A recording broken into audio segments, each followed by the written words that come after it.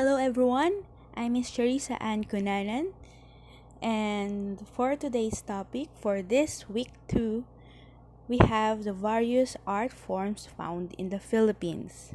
So, I hope everyone is okay and all seated while listening and learning. So, join me in discovering some various art forms found in the Philippines. I will briefly discuss the history of arts in the Philippines, leading to the development of the contemporary arts. Moreover, this will define the contemporary arts and will distinguish its difference from the other arts perspective. Let's discuss first the objectives. So, we will discuss the various art forms found in the Philippines. With that, we will appreciate the history of arts in the Philippines, distinguish the contemporary period from the another art period, define contemporary arts, familiarize with the significant development of the Philippine arts. Without a further ado, let's start. Art plays a significant part in the rich cultural identity of the Philippines. It mirrors the Filipino people, its history, its tradition, and the country as a whole. Diverse art forms in the Philippines, part of the archipelago, when integrated, will give a clear picture of what kind of country the Philippines is and what kind of people the Filipinos are. These are art forms developed from the early times, continue to evolve up to the present. From the ethnic tradition, it continued to progress to contemporary art tradition. As a Filipino, one should have the knowledge of the different forms of arts in the Philippines to fully grasp its identity as a nation and to completely embrace oneself as a citizen of the country. The lesson and activities incorporated in this section will help the students, to have an understanding and appreciation of the Philippine arts, especially of the contemporary Philippine arts. This will provide you an overview of the history of the Philippine arts from the ethnic up to the contemporary period. Also, the succeeding discussion, we will focus on the contemporary arts form and practices in the country. There are three traditions in the development of Philippine arts. We have the ethnic tradition, Spanish colonial tradition, and American colonial and contemporary tradition. In the ethnic tradition, the location and the experiences of the Filipinos were the major factors in art production. In Spanish period, religion and secularization were the dominant themes in the art forms. In the American period, modernism entered in the field of art wherein Filipinos started to explore different materials, methodologies, and techniques in expressing themselves through a non-conventional art, and continues to progress of modernism led to the development of the contemporary arts. So the developments of the Philippine arts comes in three major traditions. These are the ethnic tradition, Spanish colonial tradition, and the American colonial and contemporary traditions. Before the colonization, the Philippines already has its indigenous art. The ethnic art forms are primarily influenced by the geographical location and the experiences of the Filipinos. For instance, the dance in the country during the pre-colonial times varied depending on the area where our ancestor tribes. In the highlands, dance steps were imitations of the movements of certain animals like birds, while in the choreography of the Filipinos near the sea were mimicking the movements of the fishes. In terms of our visual arts, pottery, weaving, wood carving, metal crafting were dominant during the pre colonial periods, making use of the available materials surrounding them. About the architecture, the early Filipino used local materials such as anahaw, bamboo, kogon, cane, rattan, and other light materials in constructing structures. Since these were the materials accessible in the area, also our ancestors already have their folk literature, verbalize their experiences. Next, regarding theater arts, tribal presentation and rituals were the early theatrical performances depicting their beliefs.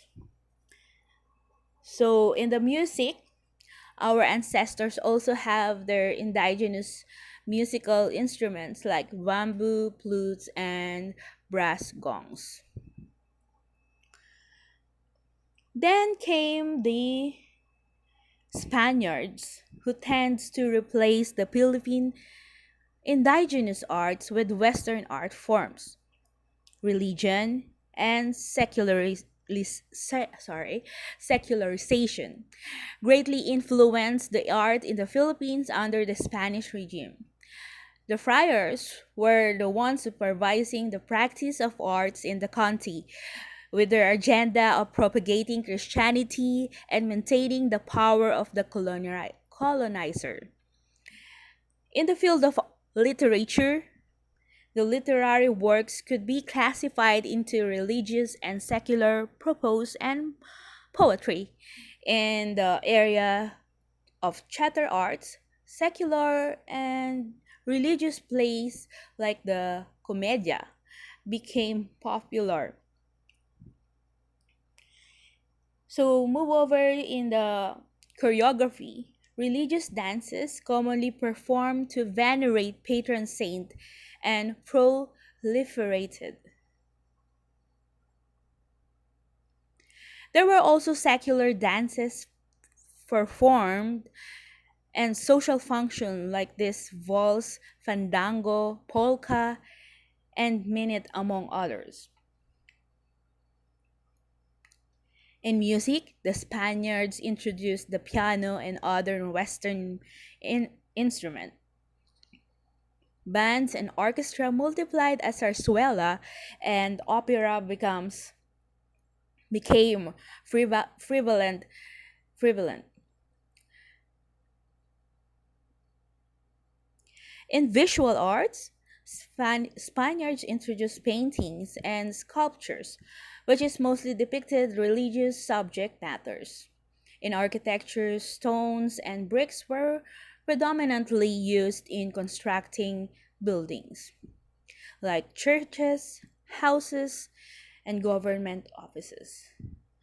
Western Spanish influence was evident in architecture.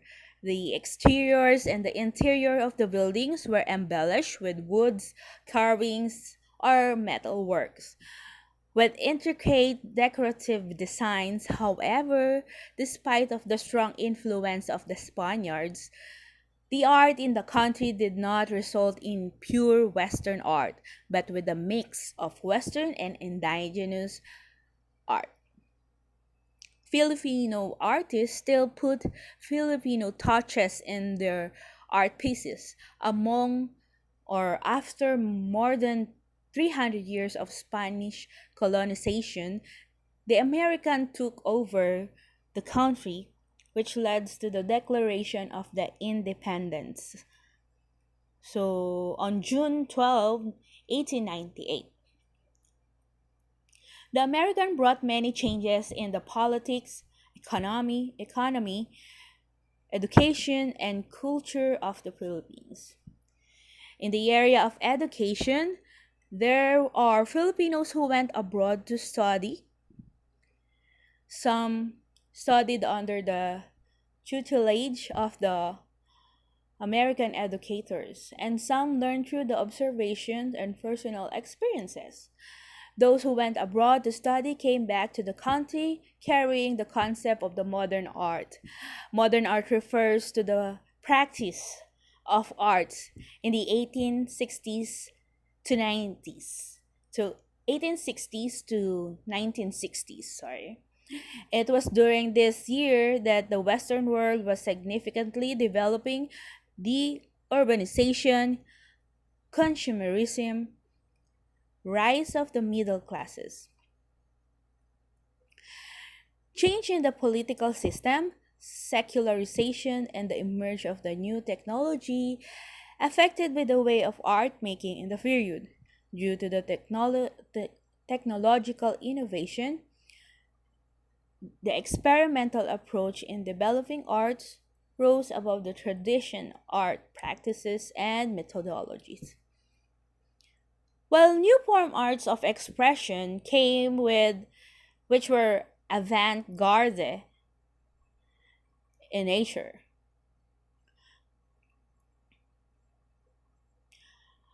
Modern art continuously developed even after World War II, which led to the contemporary way of art making today.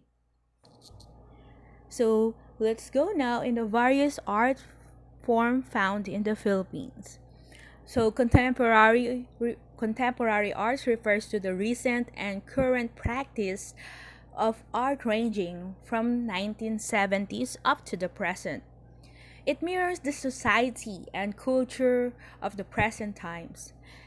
It also uses a combination of different methods, materials, and ideas that transcend the traditional way of art making. All Philippine art forms had a different twist as the American way of life became a part of our lives of the Filipinos. The art forms and the art practices in the country broadened. Artists experimented with different materials and the methodologies and produced a non-conventional artworks with wide range of themes. So in the pictures we have the Bellinismo of Tarlac.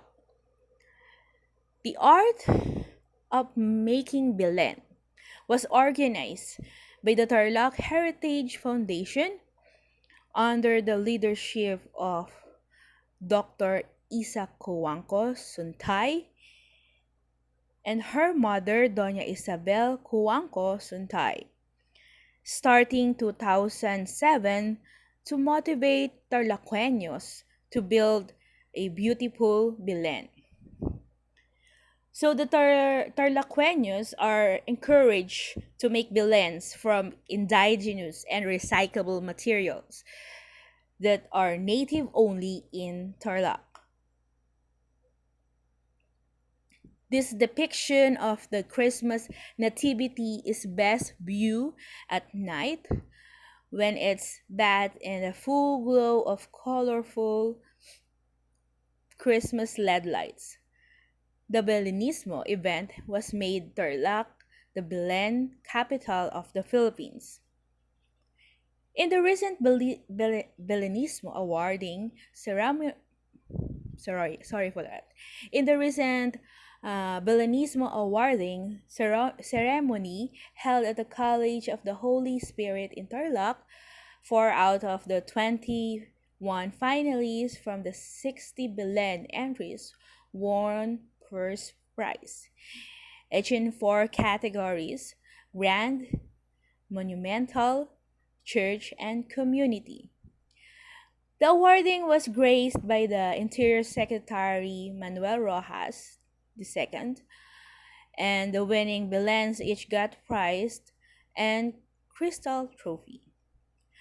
For the community category of the Familia Leonora Belen Handicraft by the Fur family, won the first prize of the Belen Jardín of Alice de Vera, and Belen, sponsored by the former Congressman Jesse Lapus, respectively garnered a second to third prize.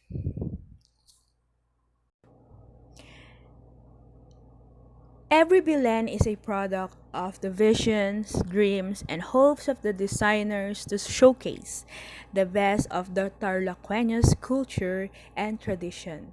Was quoted by Dr. Isa Kuwanko Suntay said during the award nights. Through the Bellinismo sa Tarlaqueños are now known worldwide in the fields of arts, which is also a testimony of the outstanding craftsmanship and creativity of the Filipinos. Okay. In the picture, you will see the rice field of Nueva Ecija. Alam na alam natin lahat to dahil taga Nueva Ecija tayong halos lahat na nasa klase na ito. So, alam na alam rin natin that the Nueva Ecija is the rice granary of the Philippines. So, yon. So, the Nueva Ecija is a landlocked province of the Philippines located in the central Luzon region. Its capital is Palayan City. Nueva Ecija borders from the south clockwise Bulacan, Pampanga, Tarlac, Pangasinan, Nueva Vizcaya, and Aurora. So the agriculture is the primarily industry in the province, of which it became the food bowl of the rice granary of the central Luzon. Primarily, agricultural products are rice, corn, onion, garlic, melon, and mango. It is a agricultural production covers an area of about 298,742 hectares of fertile land that are nourished by the great Pampanga rivers and its many auxiliaries. The slippery industry is also a growing business in the community level in Gapan City. The town home-based industry of slipper producers turns into a cooperative venture of the whole community to promote the market of Nueva Ecijano made sandals and slippers. So, kung sa Manila or merong uh, slippers or yung sa Marikina, shoe capital of the Philippines. So, gumawa rin sa Gapan ng chinelas or slippers. Yon. So, Nueva Ecija offers a boundless opportunity in agro-industry and agri-based trading activities to local and foreign investors. The province's vast arable and irrigated agricultural lands and support facilities optimize these opportunities. Various agricultural research and development institutions are collaborating with the provincial government and achieve agricultural advancement and secure the food supplies not only in the province but in the whole country as well. For another various art forms, we have the giant lantern of Pampanga. Aware din kayo dito, panigurado, at kalapit na bayan lang natin sila. So, the giant lantern of Pampanga. The Kapampangan locals or native call these festivals as Ligligan Parul, which is an annual festival that is being held during the Saturday before Christmas in December. This is a century old festival in the Philippines that is started in the year 1904.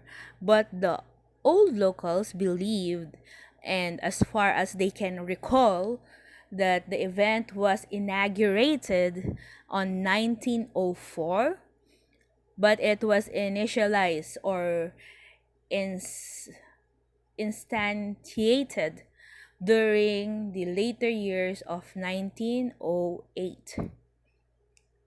So the first giant lantern festival, the first, okay, was honor was to honor the current Philippine president, President Manuel Quezon. That is because during that time, President Quezon converted and opened the famous Mount Arayat National Park that paved the way of tourism in the city, which helped the locals also to prosper. The event held in the city of San Fernando, Pampanga, Philippines, just a root or origin of the venue, was originally in Bacoor, which was just later transferred in San Fernando. The festival celebrates the Christmas spirit by making different large and giant lanterns designed with different colors and light. During the event period, you would see the city sparkling with rainbow colors during the night. It may just like any other festival in the country that has lanterns and Christmas lights during the season, but before all the that became a Christmas trend, it was actually a religious activity called the Lubenas, or what we usually known as novena. Back in the days, the lanterns local people used was just about 2 feet in diameter. Medyo maliit lang yung parol o yung lantern. But as the annual festival takes place every year, improvements are being made and getting larger and larger with more lighting, and in fact there are now rotors of this lantern that allows lantern movement as well as optimize the lighting effects. So, ang galing talaga ng Pilipino, 'di ba? So today the lanterns is being used do not measure or being used measure below as 15 feet in diameter, and that is 5 times larger than the original size. And up to this date, there are people who want to perfect and create as much larger lanterns to continue breaking the records. So, tuwing Pasko, napakasayang pumunta sa Pampanga kasi talagang meron silang taon-taon na festival na pag nakita mo is talagang ang galing. At yung art ng paglilipat-lipat ng ilaw, ng mga parol ay talagang um, ginagamitan ng art ng mga Kapampangan or ng mga taga ah, Pampanga. Yun. So, yun. So, moving on. Today, the lantern is people during this time or event take every resource that they have to win the lantern competitions, which is being put to contest during the main event date of the festival. There are some who uses recyclable materials from the previous designs, and some just want to create new and better model from the parts ordered and made. Some doesn't even care about the expenses, where winning cash prize wouldn't even come close to all their expenditure. There are some participants who just aim for the glory and fame, as well as bragging rights, being the winner of the annual Lantern Festival. However, back in the days, Giant Lantern Festival isn't that bright and vibrant at all. There were no electricity during the early years of the event, as electricity was introduced to San Fernando, Pampanga around in the year 1931. So, inuulit ko, back in the days in 1904 or 1908, hindi pa gumagamit ng mga modernismong mga ilaw sa pagpapailaw ng mga parol. So the giant lantern during back in the days ay walang ilaw. At nagsimula lang sila nung year 1931 na lagyan ng ilaw, and in year 2000, yan, may nag-ano na tayo. Nag-evolve na ang tradisyon ng Giant Lantern Festival sa Pampanga. So, halos taon-taon pag sinabi ng parol or yun nga, yung mga kumukuti-kutitap na parol, isa sa masasabi na ang mga taga Pampanga ang the best. Okay? So, old people said that back then, even the event takes place during the day until the afternoon, so that you will appreciate the design of each giant lanterns made. Fortunately, that the breakthrough of the electricity to reach San Fernando, that introduction of the lights of the lantern was possible, and eventually the festival was held when the sun started to set and the moon rise, to appreciate the lanterns more, like with the original purpose to provide some light during the night. So another event that you may just want to attend is in the province of Pampanga is the Sinukuan Festival. It was just as fun and exciting as the Giant Lantern Festival. You will see in the picture is the Dipaculo Beach, or the beach of Aurora.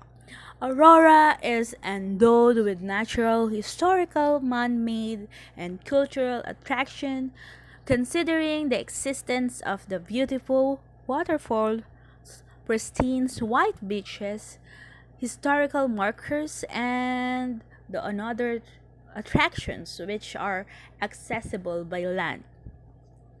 Among the tourist spots in Aurora, the historical landmark indicating birthplace of the late President Manuel L. Quezon is considered one of the most prominent.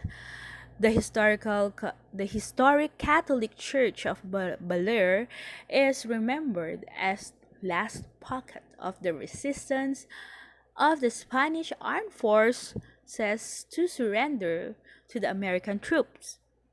An account of the battle for the control of the church is marked on the metallic tablet on the wall of the church.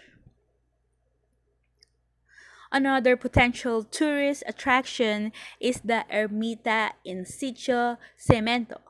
According to the historical account, Ermita was built through the initiative of Fray Jose de Esperagosa during the height of Muslim invasions of the place in the 18th century, which served as the inhabitant refuge, both for security and religious activity, located at Barangay Sabili Baler, Aurora. This place served as a refuge during the Tromba Marina, which is the tidal wave in September 27, 1735. The place became the temporary resettlement, which was called Kinagunasan.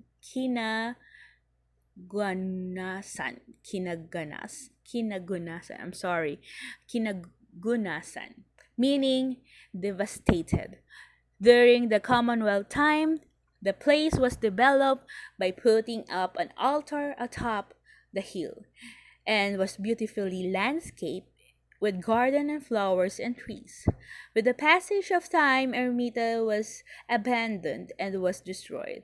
Thus, the beautiful and attractive Ermita was turned to thickets and shrubbery. At the present, Ermita is undergoing rehabilitation. Structure had been constructed and now open for the public.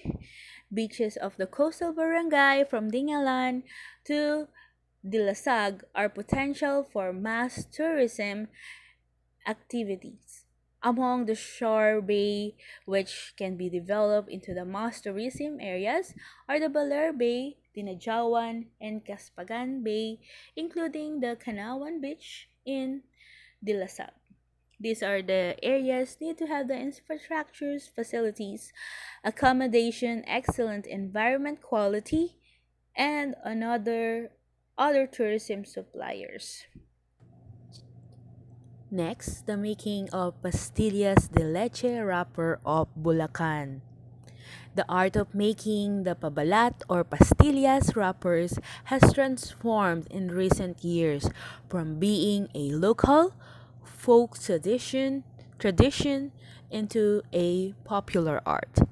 Besides adding flair to to the sweet pastillas de leche made from fresh Carabao's milk, the Pabalat has also become a compelling icon or symbols of the people's creativity, not only of the town of San Miguel, but the entire province of Bulacan. Bulacan fiestas are not complete without the elaborate paper cut designs often used as a decoration, table centerpiece, and souvenirs. The pastillas wrapped in pabalat have also become a popular gifts during birthdays, weddings, and other occasions, and pasalubong among local tourists and balikbayan.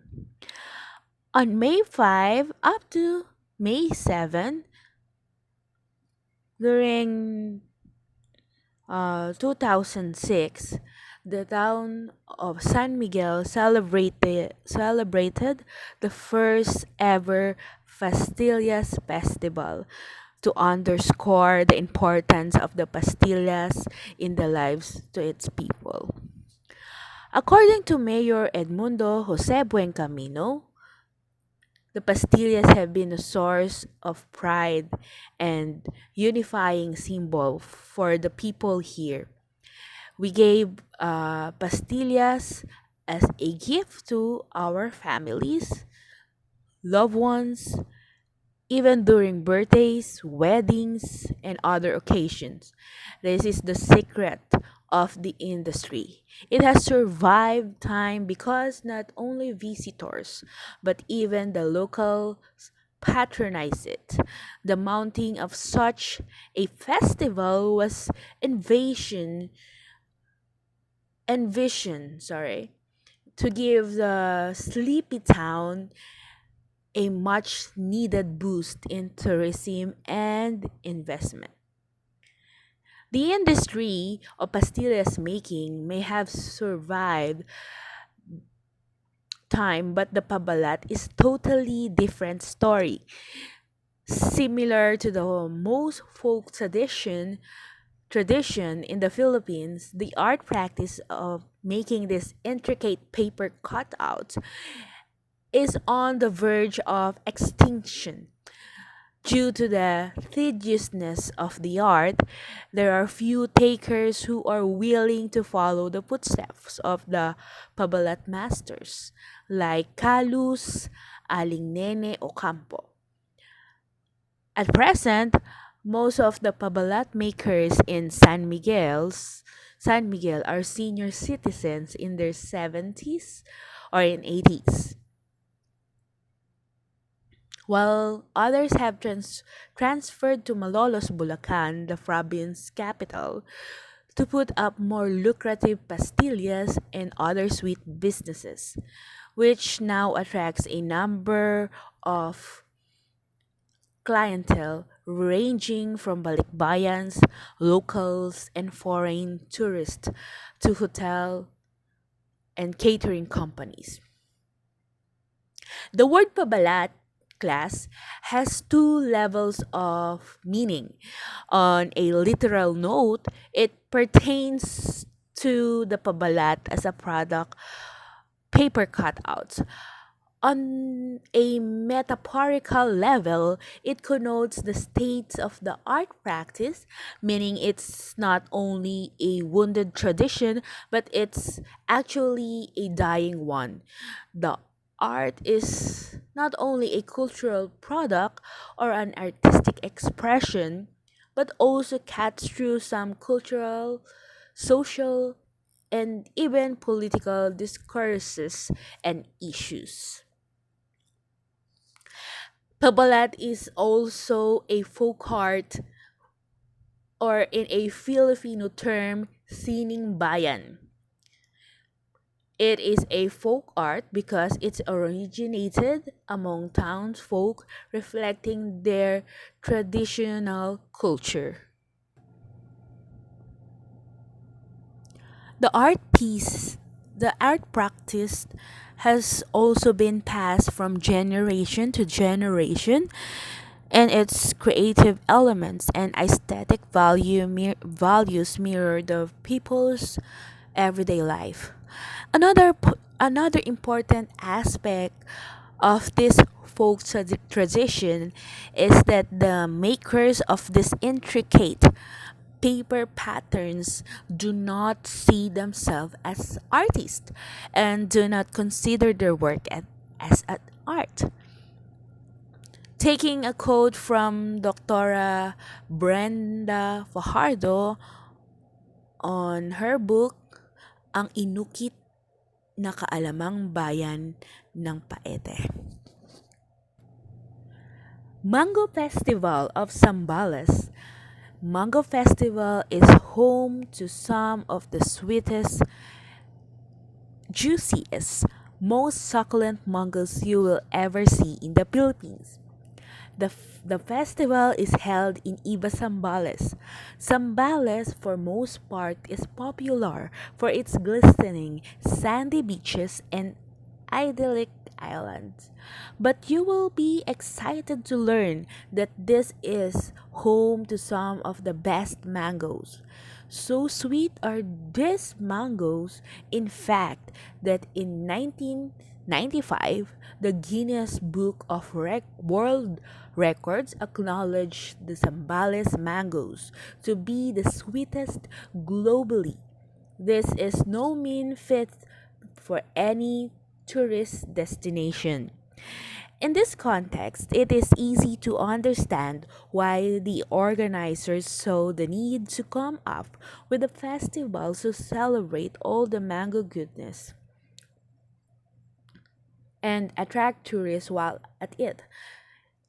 The yearly event is held in April and brings together locals and foreigner alike to savor and promote the island's best mangoes. Since a large part of the city's economy relies on the export of the mangoes, it is no surprise that there's an entire festival dedicated to the fruit. The main point of the Mango Festival is the celebration to a bountiful harvest, similarly to the Tuna Festival of Jensen. One of the highlights of the Mango Festival is the Mango Eating Challenge, while the participants compete to see who can eat the most mangoes within a predetermined period of time. And of course, it would not be a proper Filipino festival without a street parade featuring locals in colorful mango inspired costume. That's what you see in our screen.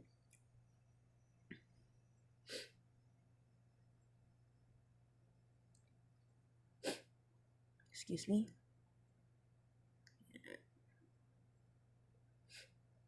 Hundreds of them flocks to the streets, swaying to the sounds of music in all sorts of regalia, making the joy palpable in the air.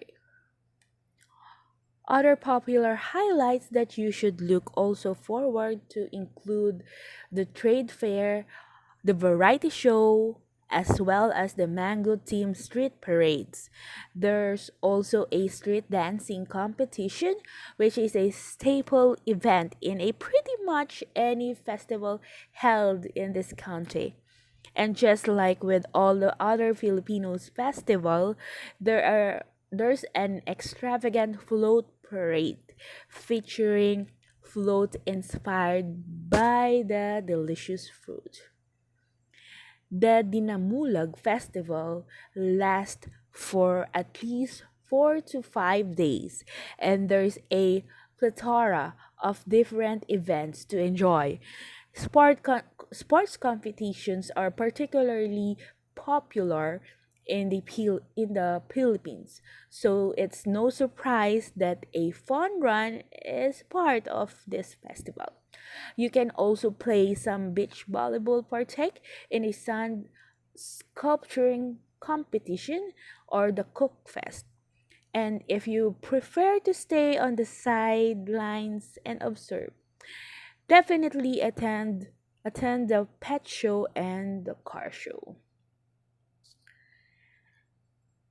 As is the case with plenty of festivals in the Philippines, its last day is marked by a coronation ceremony where the winners of all the previous competitions are announced. After that, the festival is closed off with a specular fireworks display, which you will which you definitely don't want to miss if you're lucky enough to actually attend this festival. Moving on, Mount Samat of Bataan. The Mount Samat National Shrine or Shrine of Valor is a historical shrine located near the summit of Mount Samat in the town of Pilar, province of Bataan, Philippines. The memorial shrine complex was built to honor and remember the gallantry of Filipino and American soldiers who fought during World War II, consisting of a colonnade and the large memorial cross. The park started the construction in 1966 by laying of cornerstones by the late President Ferdinand E. Marcos as himself a war veteran. The shrine was completed and inaugurated in 1970 in times for the 25th anniversary of the end of the World War II. Excuse me. The memorial cross stands as remembrance to the soldiers who fought and lost their lives in the Battle of Bataan.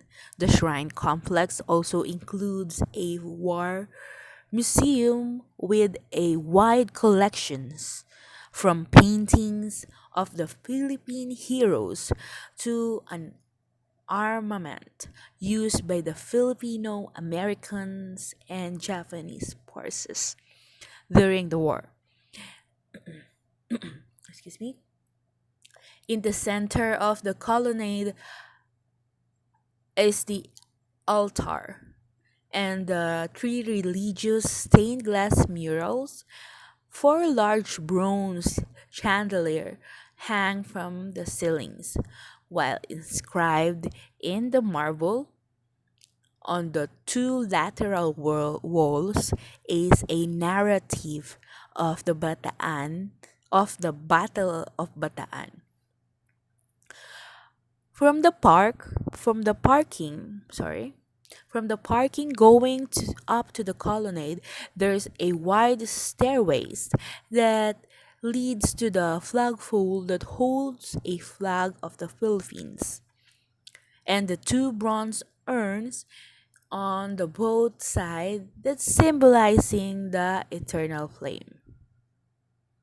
The peripheral is beautifully landscaped with beautiful plants and decorated with a World War II military equipments such as machine guns, cannons, and others both from Japanese and American troops.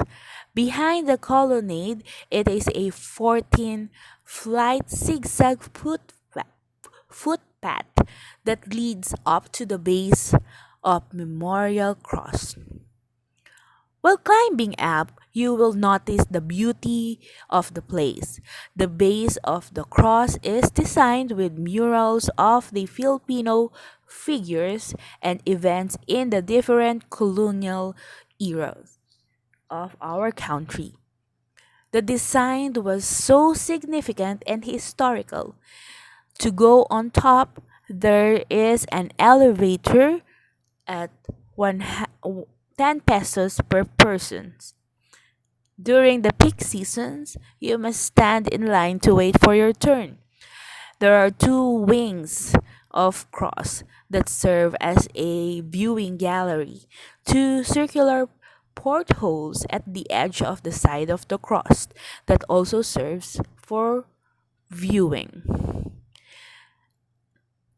At the top, the visitors can sit and relax with the cold and strong breeze heat on your body and face while gazing the magnificent 360-degree view of Bataan Peninsula, Corregidor, and Manila Bay on a clear and sunny day.